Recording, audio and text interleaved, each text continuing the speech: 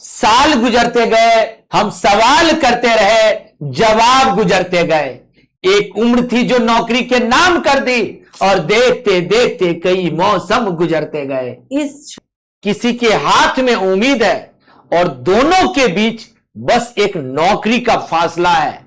घर से निकले थे सपने लेकर, अब घर वाले पूछते हैं बेटा कुछ हुआ, और बेटा मुस्कुरा कर कह देता है अभी नहीं, लेकिन होगा जरूर पापा जी।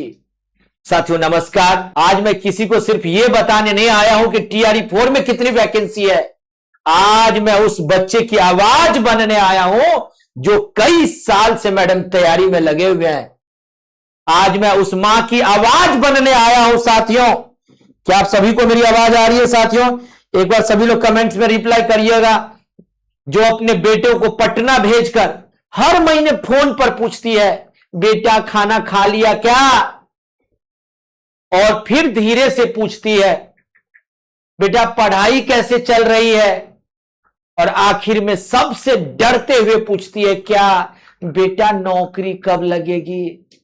आज मैं उस पिता की बात करूंगा साथियों, जो खुद शायद दिन रात मेहनत करता है, लेकिन अपने बेटी से सिर्फ मैम एक बात कहता है क्या, तू पढ़ बेटा, हम किसी तरह तेरी हिम्मत को, तेरी आवाज को, तेरी जो सोच है मैं उसको संभाल रहा हूं, मैं संभाल लूंगा। लेकिन सवाल यह है साथियों, मेरे मां बाप कब तक मुझे संभालेंगे?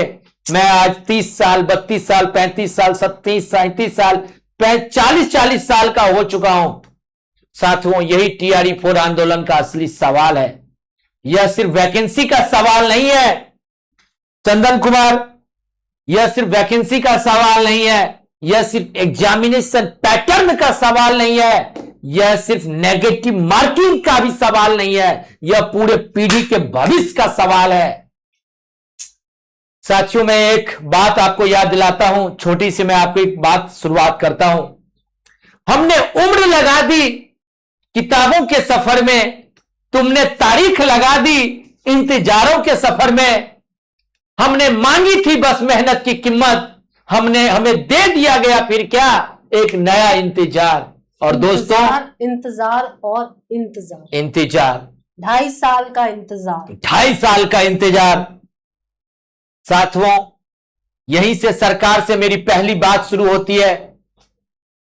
सरकार से मेरा पहला सवाल है, सरकार से सवाल पूछना मेरी कोई अपराध नहीं है, ना किसी की कोई अपराध है। लोकतंत्र में सवाल करना एक गांव से किसी भी छोटे से छोटे, बड़े से बड़े, हम जैसे सभी लोगों जैसे नागरिकों के एक अधिकार है, मौलिक अधिकार है, मौलिक अधिकार है। जी मैडम, और जब सवाल लाखों युवाओं के भविष्य का हो, तो उस सवाल को सुनना भी सरकार की जिम्मेदारी है। मूर्ख तिवारी कहां हो, भले ही आप दिन रात सो रहे हो, आपके कानों में टीआरई 4 ही नहीं और भी अन्य एग्जाम के अभ्यर्थियों की आपकी आवाज सुनाई देनी चाहिए। सर, एक विद्यार्थी जब कॉम्पिटिटिव एग्जाम्स की तैयारी करता है साथियों, तो वह सिर्फ किताब नहीं खरीदता है, वो अपना समय लगाता है, वो अपनी जवानी लगाता है, और वह परिवार का मैडम पैसा लगाता है, वह रिश्तेदारों के सवालों को सहता है। सबसे बड़ा तो यह है कि रिश्तेदारों का सवाल सहता है, मतलब किसी को वो रिलेटिव में फोन नहीं कर सकता। अगर फोन करता है तो बेटा हो गया, कब तक होगा। ये एक बिहार की मेंटालिटी है कि लोग ये इंतजार करते हैं, सभी लोग चैनल के साथ, कब जो बच्चा सरकारी नौकरी की तैयारी कर रहा है, कब वो बच्चा हार के कोई काम करना शुरू कर दे। रिश्तेदार इंतजार करते हैं कि कब वो हार जाए, वो स्टूडेंट हार जाए, अपनी तैयारी से हार जाए, सरकार के नियमों से हार जाए, और हार के कुछ छोटा मोटा काम करने लग जाए। रिश्तेदार सिर्फ सवाल करते हैं, समाज के ताने सुनता है, अपने कई दूसरे अवसर छोड़ता है, और साथियों सबसे बड़ी चीज वो उम्मीद लगाए रखता है।